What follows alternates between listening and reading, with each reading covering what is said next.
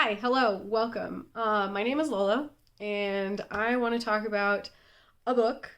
As you can see from the title, I did not finish this book, and yet I still want to talk about it. Unfortunately, the book that I'm going to talk about today was one of my 5-star predictions, and that is Dark and Shallow Lies by Ginny Myers Sain. So I love this cover, first off. I think it is a beautiful cover.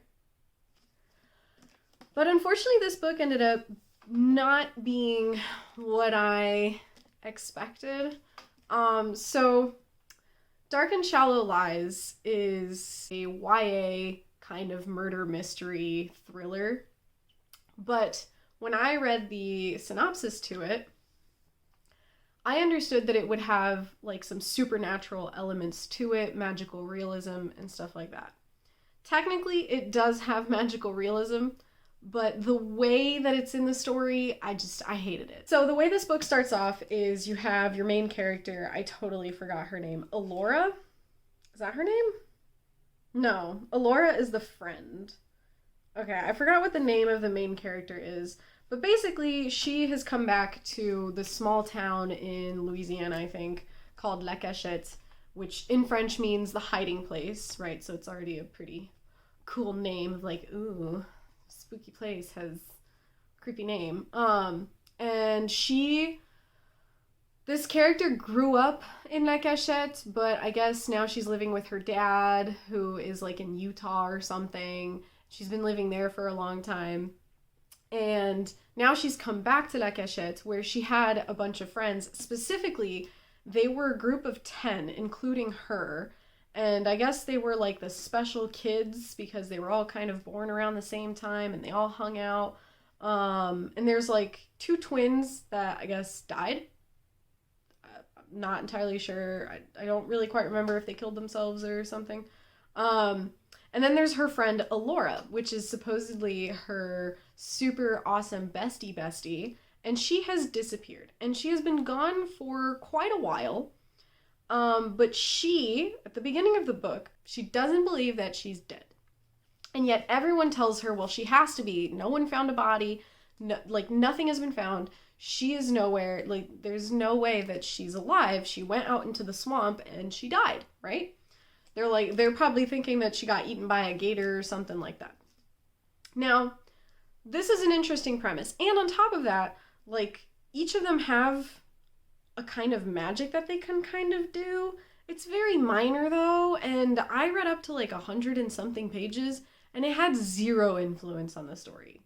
None. Maybe it comes up later, but the way I was reading it, I was okay, so it's kind of magical realism, but also not really, because these powers, even people in our world claim that they can, feel your emotions or stuff like that. Although one of them has this ability to be in 2 places at once, I guess, which, I don't know, whatever.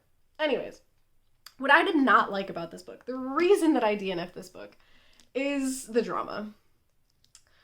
So, I don't like drama. I really don't. I don't like teenage drama. And that's all this book was. So this girl shows up, right? She misses her bestie. She wants to find her bestie. And all that happens is, stuff about a guy who, she had a crush on, but everyone assumed that her bestie and him were dating, so she didn't really impose on anything, but ooh, he touched my hand a certain way. And I literally was reading this and I'm I'm sorry, do you give a shit that your friend is gone or not? Because nothing was happening. It was literally only talking about how, oh, well, those friends did that thing and that was kind of shitty, so we kind of, shunned them, ew, no, don't do that. And then, oh, I had feelings for this guy and I think that guy had feelings for me. It's a high school drama, but where a friend is gone and she's supposed to care that her friend is gone, but she didn't. It just seemed like a lot of fingers are being pointed at other people, but there was no real substance to it. And I didn't care enough about Elora to really be like, okay, well, then I guess she's not that important. Like, I didn't feel like I cared enough about the person who was gone because all they were doing was shitting on her anyways. I guess ultimately what I'm trying to say is that what I wanted from this book was that the best friend shows up in town and no one's doing anything to find her bestie, and she's like, no, I am going to go out into the swamp all on my own, and I am going to figure out how to find my bestie.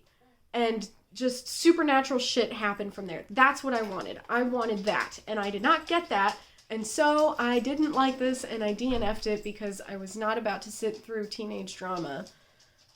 No. If you know how this book ended, please let me know. You can drop it down in the comments. You can put like a big spoiler and click enter a couple times so people won't see it. And then say say what the fuck happened in this book. I would love that because I don't have the patience to read it. And honestly, I don't think that anyone did put any spoilers of what happened in this book when I looked up reviews. That's the thing too, is that when I looked up reviews, a lot of people did enjoy this book. A lot of people did enjoy the whole like character dynamics of, ooh, who done did it, and oh, I think it was him, or whatever. So if it is your cup of tea to have teenage angst, whole lot of it, relationship drama, and I guess mostly mystery elements, you'll probably love this. But I couldn't get over the first two elements. I couldn't do it. So unfortunately this was a DNF for me. But again, I don't regret it. I don't regret it. And I will probably be unhauling this book at some point. So yeah. If you enjoyed this video, please feel free to, like, comment, subscribe. I also do have an Instagram if you want to check that out. Whatever. Thank you for hanging out. And I apologize if you really love this book. I didn't.